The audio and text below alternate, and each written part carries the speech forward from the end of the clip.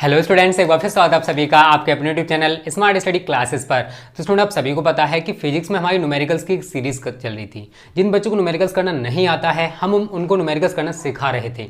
इससे पहले मैं आपको बहुत सारे पार्ट इस सीरीज में कंप्लीट करा चुका हूँ। अगर आपने उनको नहीं देखा है तो देखो, डिस्क्रिप्शन में आपको सभी पार्ट की लिंक मिल जाएगी, उनको देख लो। आप गारंटी के साथ न्यूमेरिकल करना सीख जाओगे, क्योंकि फिजिक्स में न्यूमेरिकल्स का पोर्शन स्टूडेंट बोर्ड परीक्षा में बहुत ज़्यादा आता है। और ये बच्चे ये सोच के बैठे हैं कि 10 से 12 नंबर के न्यूमेरिकल्स आएंगे, तो बेटा वो गलत फहमी में जी रहे हैं। लगभग 15 से लेकर 20 से एबव के भी कभी कभी न्यूमेरिकल्स आ जाते हैं। तो न्यूमेरिकल्स को आपको स्ट्रॉन्ग करना है। अगर आप फिजिक्स के पेपर में अच्छे मार्क्स लाना चाहते हो तो बिना न्यूमेरिकल्स के आप अच्छे मार्क्स नहीं ला सकते हो।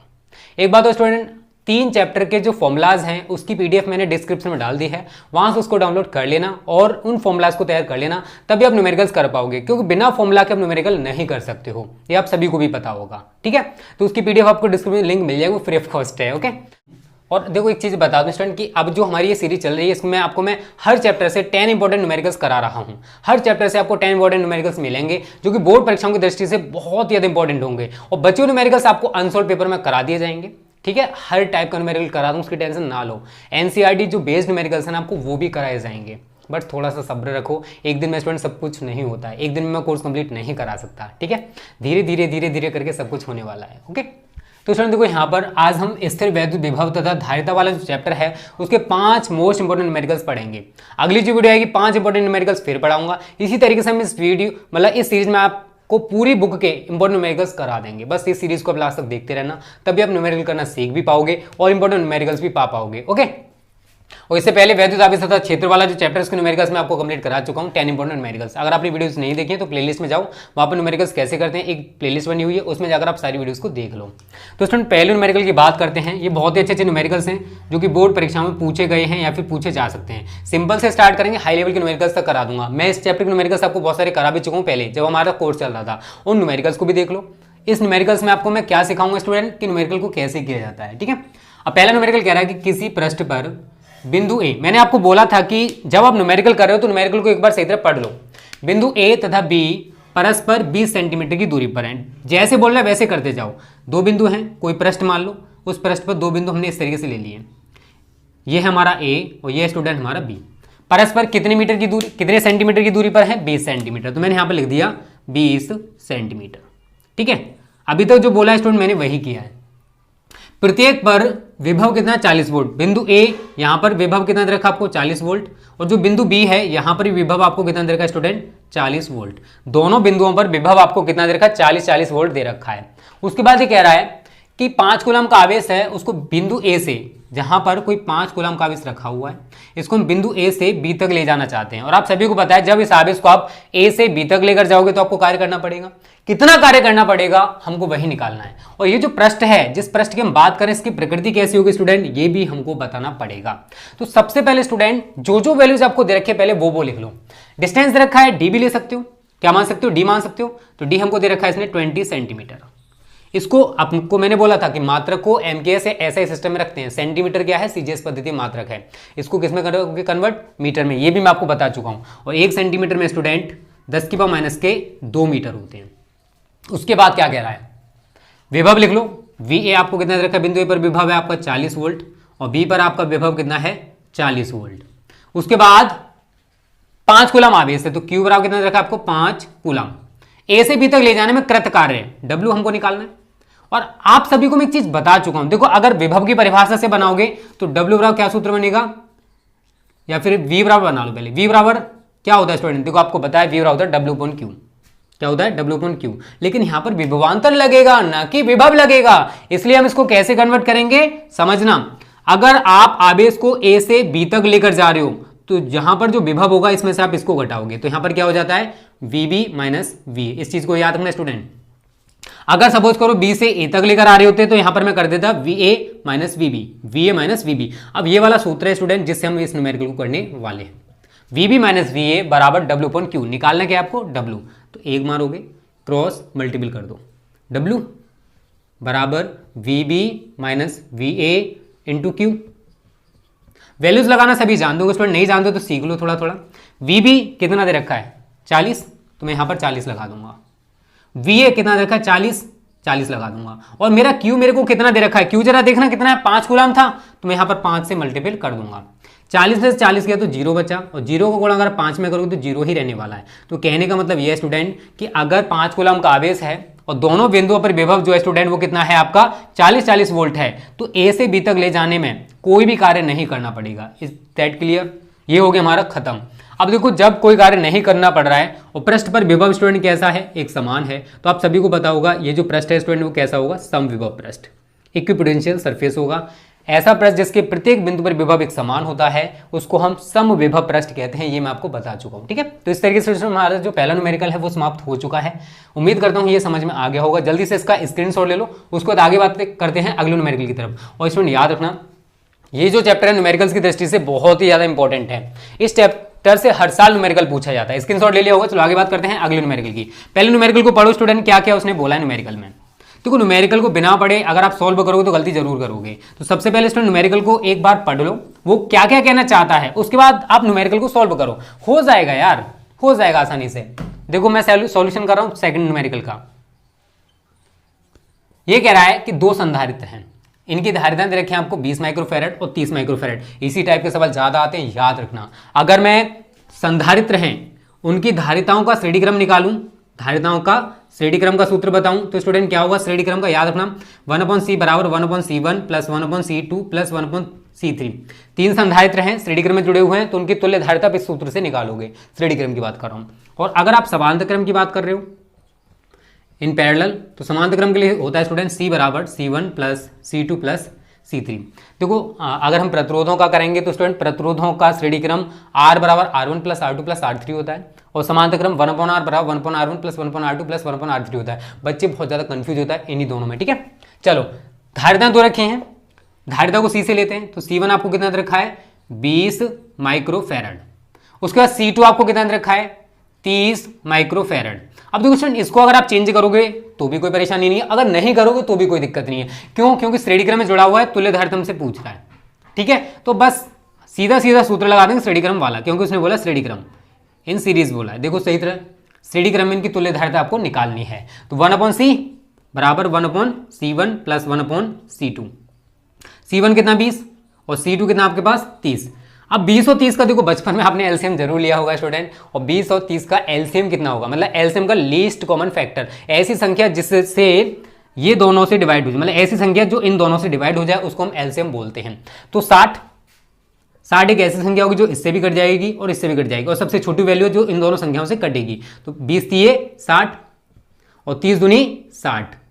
अब आगे क्या करोगे स्टूडेंट वो समझ लो थोड़ा सा, बस हो गया सवाल, कुछ नहीं है। 1/c बराबर 3 और 2 कितना हो गया 5/60। निकालना क्या स्टूडेंट आपको c, तो c बराबर क्रॉस मल्टीपल करोगे तो हम इसको 60/5 लिखें तो कोई दिक्कत नहीं होगी किसी को। इतना तो स्टूडेंट आपको कैलकुलेशन आता होगा।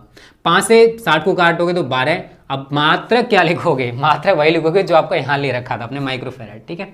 तो इस तरीके से स्टूडेंट देखो इस टाइप के सवाल कर सकते हो। इस टाइप के सवाल बोर्ड परीक्षा में बहुत ही ज़्यादा आते हैं, मान लो इनका संख्या बहुत ज़्यादा होता है, तो इसको भी स्क्रीनशॉट ले लो। बात करते हैं थर्ड न्यूमेरिकल की, बहुत अच्छा न्यूमेरिकल है और इस टाइप के न्यूमेरिकल्स मैं आपको बहुत सारे करा चुका हूँ पहले ही, ठीक है ना। उनकी प्रैक्टिस करो स्टूडेंट जो मैं पहले करा चुका हूँ। देखो न्यूमेरिकल्स की ज़्यादा से ज़्यादा प्रैक्टिस करो। अगर आप अच्छा स्कोर करना चाहते हो ना फिजिक्स में, तो स्टूडेंट आपको न्यूमेरिकल्स की प्रैक्टिस ज़्यादा से ज़्यादा करनी पड़ेगी। कान खोल के सुन लो यार, मेहनत तो करनी पड़ेगी। अब बिना मेहनत के आप अच्छा इसको नहीं कर पाओगे। पहले वो डायग्राम बना लो स्टूडेंट छोटा सा।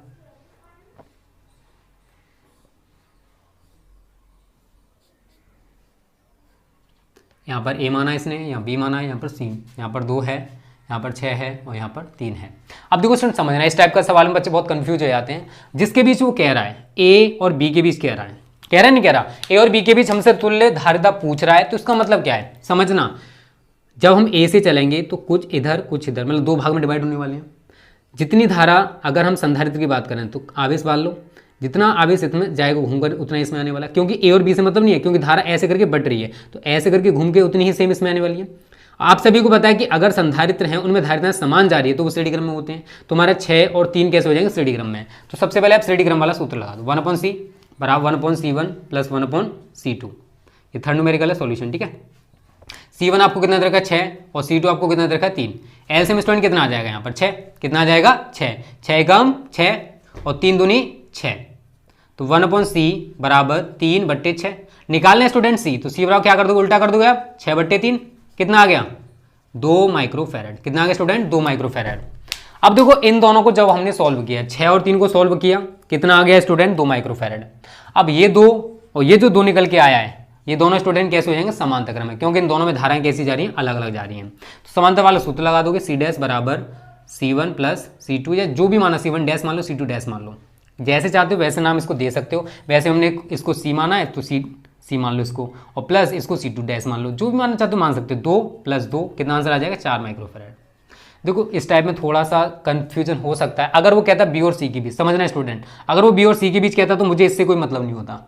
धारा हमारी ऊपर की ओर जाती और इधर जाती, जितनी धारा इसमें जाती उतनी घूम के इसमें, तो ये वाला 2 और ये वाला 6 कैसे हो जाती है श्रेणी क्रम में, और फिर उसको हम इसके समांतर में जोड़ देते तो हमारा बी और सी के बीच तुल्य धारिता निकल के आ जाती। अगर वो ए और सी की बात करता था, ए और सी की बात करेगा तो ए से चलोगे आप ऐसे करके, ए और सी की बात कर रहा हूँ तो ए और इससे तो मतलब रहा नहीं आपको, तो जितनी धारा इसमें जाएगी उतनी घूम के इसमें आती, 2 और 3 को श्रेणी में फिर इसके समांतर में। तो इस टाइप के सवाल आसानी से कर सकते हो, थोड़ा सा लॉजिक होता है बस, उसके बाद आसानी से सवाल हो जाते हैं।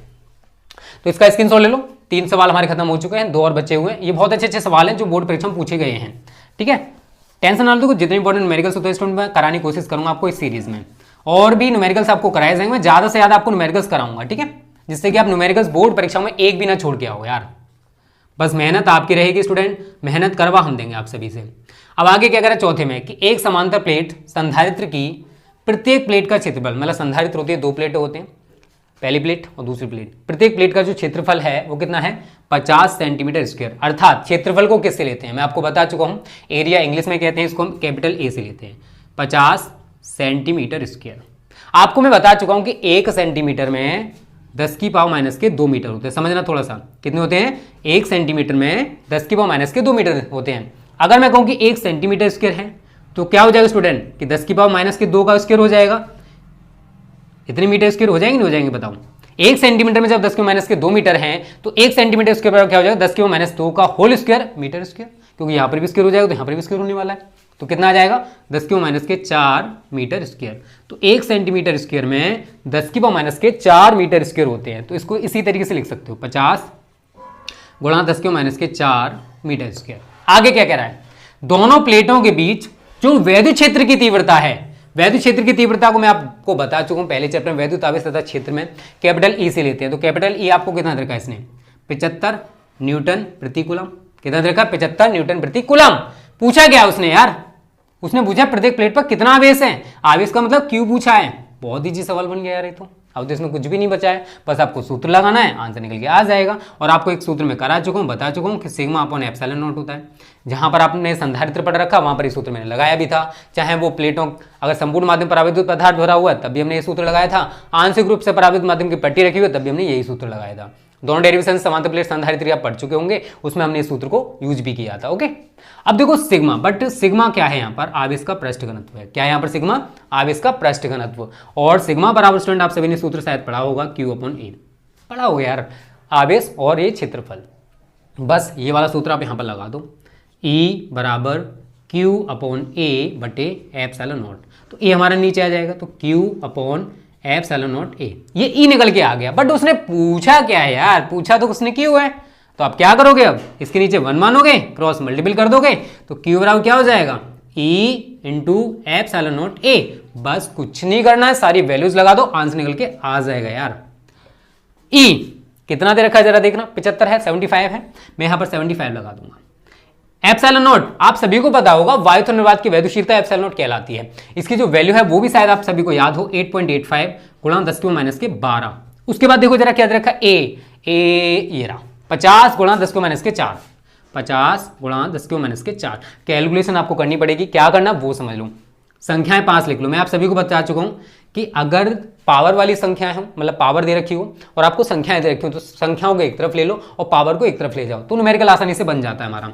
75 गुणा 8.85 गुणा 50 गुणा 12 माइनस के पावर ये रहा 4, ये रहा 16 हो जाएगा।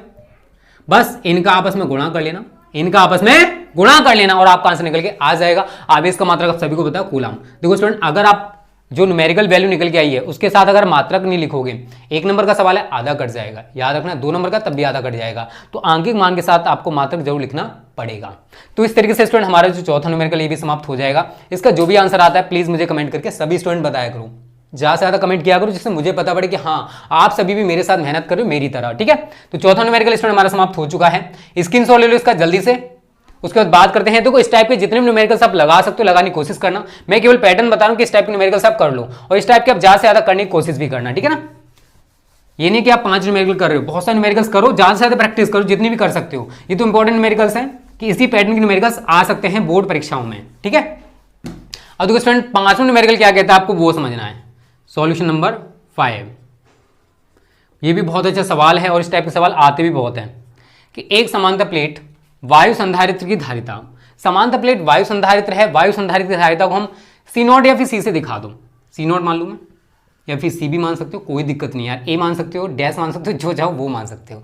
कितनी देर के 16 पिकोफैराड, ठीक है, ये हो गया क्लियर है, कोई दिक्कत नहीं है। आगे कह रहा है यदि प्लेटों के बीच की दूरी घटाकर 2/3 कर दी जाए, कितनी दूरी अब समझना है स्टूडेंट, संधारित्र है उसमें 2 प्लेटें होती हैं, ठीक है, ये मैंने मान लिया हमारा वायु संधारित्र है। पहले जो प्लेटों के बीच का डिस्टेंस है स्टूडेंट वो मैंने मान लिया d है, कितना है d।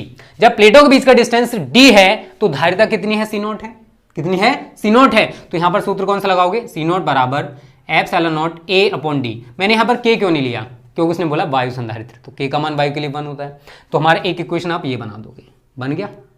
आगे क्या बोलता है वो सुनो, दूरी को घटाकर 2/3 कर दिया। अब आगे दूरी क्या है स्टूडेंट, घटा के और कम कर दी, पहले जो थी उसकी 2/3, तो मैं लिख सकता हूं d गुणा 2/3। जो डिस्टेंस है कितना है, d गुणा 2/3। जो पहले का डिस्टेंस है उससे भी और ज्यादा दूरी को कम कर दिया, पहले की दूरी का 2/3 कर दिया, तो डिस्टेंस मैंने ले लिया यहां पर, मान लो इसे d डैश। d डैश कितना हो जाएगा स्टूडेंट, d 2/3 गुणा d। जो पहली दूरी थी उसका 2/3 कर दिया, देखो दूरी घटाकर 2/3 कर दी जाती है तो उनके बीच 3 परावैद्युतांक का, अब इसके बीच परावैद्युत पदार्थ भी भर दिया, क्या भर दिया, परावैद्युत पदार्थ, और उस परावैद्युत पदार्थ का जो परावैद्युतांक होगा उसका मान भी आपको दे दिया 3 है, तो k का मान आपको कितना दे दिया स्टूडेंट यहाँ पर 3। क्लियर सभी को यहाँ तक, किसी को कोई दिक्कत तो नहीं है और ना होगी। आगे कह रहा है तब संधारित्र की जो धारिता स्टूडेंट कितनी हो जाएगी, अर्थात इस वाली कंडीशन में C मान लूँ तो कोई दिक्कत होगी, किसी को कोई दिक्कत नहीं होने वाली है। यहाँ पर अगर अब समझना, अब यहाँ पर परावैद्युत माध्यम भर चुका है, तो यहाँ पर हमारा जो सूत्र है स्टूडेंट क्या बनेगा, C बराबर ε0 KA/d, इक्वेशन में से 2 बना दोगे, डैश मानो यहाँ पर क्योंकि हमने इसको डैश से लिया है, ठीक है। ये सूत्र बन चुका है, प्लेटें समान हैं, डिस्टेंस चेंज किया उसने, ठीक है, और परावैद्युत पदार्थ भर दिया है और कुछ नहीं किया है। बस ये जो इक्वेशन है आपकी फर्स्ट, इसको इससे डिवाइड कर दो, आपका जो C का मान है वो निकल के आ जाए, क्योंकि परावैद्युत पदार्थ भरने पर जो संधारित्र की धारिता हमको वो निकालनी है। समीकरण 1 को समीकरण 2 से डिवाइड कर दो, समीकरण 1 डिवाइडेड बाई समीकरण 2 से। हो गया सवाल यार, बचा क्या है इसमें, इसको मिटा देते हैं स्टूडेंट, ठीक है ना। देखो कैलकुलेशन देख लो थोड़ी सी कैसे होने वाली है। अब C/C0, सॉरी C0/C करो क्योंकि 1 को 2 से डिवाइड किया, इधर ही देख लो C0/C, C0/C, इसको मैंने इससे डिवाइड किया है। ऊपर देखो ε0 A/d आएगा, ε0 A/d बटे यहाँ आएगा ε0 KA/, अब यहाँ पर d डैश है, समझना स्टूडेंट जो मैं कहना चाहता हूँ, यहाँ d डैश है और d डैश की जगह मैं क्या लगा सकता हूँ, 2/3d, क्या लगा सकता हूँ 2/3 गुणा d। थोड़ा सा यहाँ पे बच्चों को दिक्कत हो सकता है बट कोई नहीं, समझ में आ जाएगा। ε0 से ε0 काट दो, d से आप d काट दो और d से d कटेगा, यहाँ पर a से a कट जाएगा आपका, ऐसे करके काट दो। अब क्या क्या बचा है वो समझ लो, समझना स्टूडेंट। ये चौथे पर है तो चौथी वैल्यू पर पहुंच जाती है, ऊपर पहुंच गया 2/3, क्या पहुंच गया 2/3, और नीचे आपका क्या चल रहा है k, तो मैं स्टूडेंट k को यहाँ पे लिखूंगा। k कहाँ लिखा जाएगा, यहाँ पर, याद रखना स्टूडेंट, क्योंकि 2/3 k आपका यहाँ पर रह जाएगा। C0 कितना दे रखा है जरा देखो 16, और C आपको निकालना है 2, 3, k का मान अभी मैंने देखो कितना बताया जरा देखना, k हमारा था 3, लिखा है कि नहीं लिखा है, k की जगह कितना लगाओगे 3। देखो स्टूडेंट इसमें अगर आपको कोई भी परेशानी है तो मुझे कमेंट कर देना, कुछ भी नहीं है। ये देखो पहले पर है, ये दूसरे पर है, तीसरे पर है, चौथे पर है, तो चौथी संख्या का पहले से मल्टीपल होता है, दूसरी संख्या का तीसरे से मल्टीपल होता है। इतना तो मैथ आपको आता होगा, मैंने यहाँ पर मैथ यूज किया है, ठीक है। अब क्या करना आपको 16/c, क्रॉस मल्टीपल सभी ने जाना होगा, सभी जानते भी होंगे, तो मुझे c का मान निकालना है। तो मैं 2 से अगर 16 को काट दूँ तो 8 बार कट जाएगा, तो c बराबर कितना आ गया स्टूडेंट 8 गुणा 3 गुणा 3। 8 तिया 24 और 24 तिया कितना होता है 72, तो 72 पिको फैरेड आपका आंसर हो जाएगा। हो गया सवाल खत्म यार, कितना तो इजी सवाल था, बहुत इजी सवाल था। पहले वायु संधारित्र था, उसके बीच का डिस्टेंस d था, संधारित्र की प्लेटों के बीच की दूरी को घटाकर 2/3 कर दिया और फिर परावैद्युत पदार्थ भर दिया जिसका परावैद्युतांक 3 दे रखा था। उसके बाद हमसे पूछा था कि संधारित्र की जो धारिता स्टोन वो कितनी हो जाएगी। तो इस टाइप के सवाल आप इस टाइप से कर सकते हो। इस टाइप के आप सवाल बहुत सारे करने की कोशिश करना जिससे कि आपके जो डाउट्स हैं वो क्लियर हो जाएं, ठीक है। तो इसका स्क्रीनशॉट ले लो स्टूडेंट। आज की वीडियो तो हमारी यहाँ पे समाप्त होगी क्योंकि जितनी इंपॉर्टेंट न्यूमेरिकल्स हैं वो मैं आपको करा चुका हूँ। स्थिर वैद्युत तथा धारिता वाले चैप्टर से 5 मोस्ट इंपॉर्टेंट न्यूमेरिकल्स हैं, 5 मैं अगली वीडियो में कवर कराऊंगा, ठीक है।